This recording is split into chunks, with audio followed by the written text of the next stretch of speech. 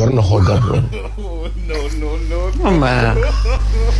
te premier ministre buy ñëw dëgg war na xool gàddu loolu. war na ko xool. non dama lay wax lu am solo. institution la. Salut la famille, j'espère que vous allez bien. gannaaw bi leen nuyuwee jox leen seen wàccuwaay tey nag ñoo fi ñëw nar a wax waa Kër Dof yi gannaaw démb kenn ci ñoom bu mu génnee di wax ne premier ministre Ousmane Sonko dafa war a xoolaat nu muy solee ndax warul dem assemblée nationale di sol yére olof ndax règlement intérieur assemblée nationale mayul kenn ki nga xamee ne ni yaa ngi ñëw assemblée nationale ngay sol nu la neexee. mais complexe mënul weesu loolu même nee na Aïcha mi nga xamee ne ni moo nekkoon ci plateau bi sax dafa rus mais waa ñu dugg ci sujet bi dañuy ñaan képp ki nga xam ne nii gan nga ci chaîne bi wala yaa ngi soog a seetaan suñu vidéo te abonné goo nga abonné ci chaîne bi aimé vidéo bi da nga wax ñu sax laaj ci commentaire yi sama gars yi aimé leen vidéo bu baax a baax loolu mooy tax YouTube mën a conseiller suñu vidéo ñi nga xamee ne nii abonné guñu ci chaîne bi ñu mën a seetaan suñu vidéo dem ba abonné ci chaîne bi.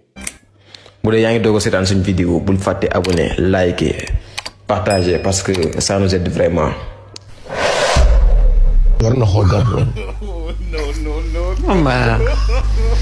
te premier ministre buy ñëw dëgg war na xool gàddu loolu. war na ko xool. non dama lay wax lu am solo. institution la.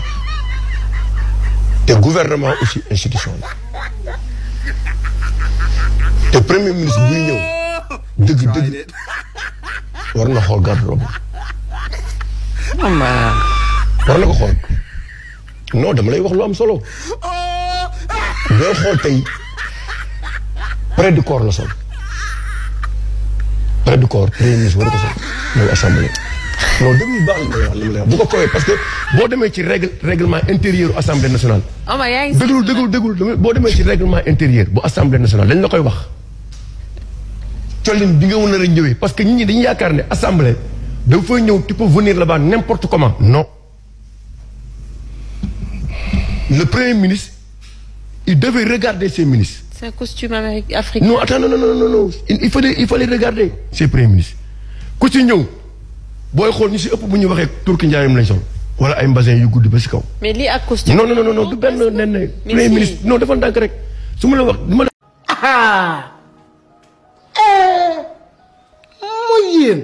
lañ naan njóobanoo sant mun a wele. sama gars yi vidéo bi ñoo ko seetaanandoo lii la ñuy wax dof du wér ndax dof mënul weesu yow en tant que premier ministre sénégalais teg ci doon panafricain di promouvoir made in Sénégal yow nga taxaw ci plateau télévision nga ne premier ministre lu mu sol wala ko sol ndax lan da ngeen a tàmm di gis ay premier ministre yoo xam ne ni dañuy sol ay costume sol ay cravate ñun costume moomuñu ko ñun cravate moomuñu ko yëfu tubaab la.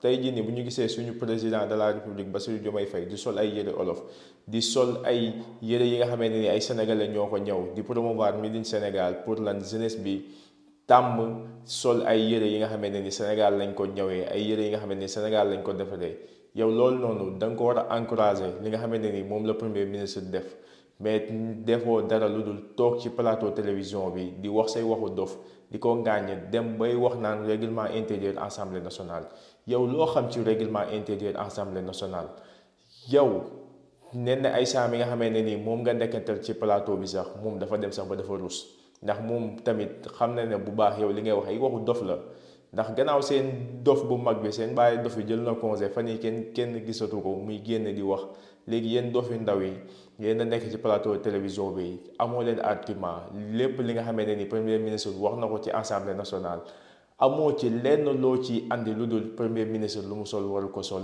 lu mu sol règlement intérieur assemblée nationale da koy tere dugg na fi génn na fi waxi dof waxu ko daanu ci saret Sénégal dafa am ay jeunes yi nga xamee ne nii ñaw rek la ñuy def mën a ñaw kon tey jii nii bu ñu gisee loo xam ne nii suñu président de la république mu ngi sol ay yére yi nga xamee nii Sénégal lañ ko ñëwee suñu premier ministre di sol ay yére yi nga xamee ne nii Sénégal lañ ko ñëwee ministre yi député yi képp ki nga xamee ne nii yow nit ku am influence nga ci jeunesse bi nit ku am influence nga ci sénégalais yi rawatina président ministre Ousmane Sonko nit ki nga xamee ne nii ñu bëri dañ koy suivre bëgg ko bu demee bay promouvoir made in Sénégal loolu dañ ko war a apprécier même nit ki bu nekkee ànd ak moom ci nu muy gouverner bu nekkee ànd ak moom ci li muy doxalee bu nekkee ànd ak moom ci kàddu yu muy yëkkati mais lépp li nga xamee ne nii def na ko loo xam ne nii lu ñu war a saluer la saluer ko nga rafetlu ko mais pas taxaw di wax ci ay wax yu ku daanu ci sareet.